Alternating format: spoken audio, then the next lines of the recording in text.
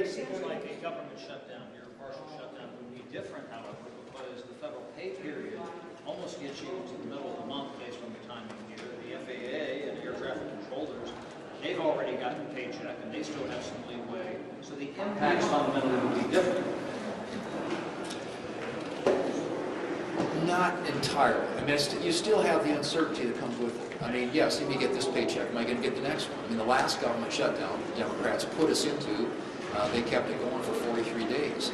And, you know, honestly, it's not necessary. Government shutdowns don't benefit anyone. I've said this many times before.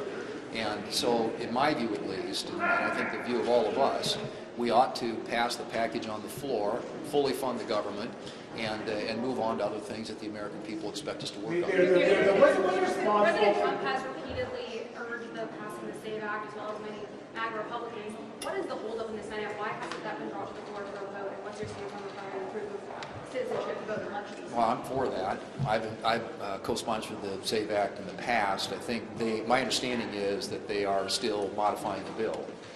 It includes right now a requirement that you be a citizen to register to vote, but it doesn't include a requirement that to vote you be a resident. So in other words, if you're going to have what we call voter ID or photo ID when somebody goes into the ballot box to vote, that's not currently covered in the bill. So that's being fixed and addressed, and I think the new bill that comes out hopefully will deal with that. But I mean, at some point we'll have that vote. I'm for it. I think most of our colleagues in the Senate are, and I don't, you know, it hasn't had consideration in the relevant committee yet.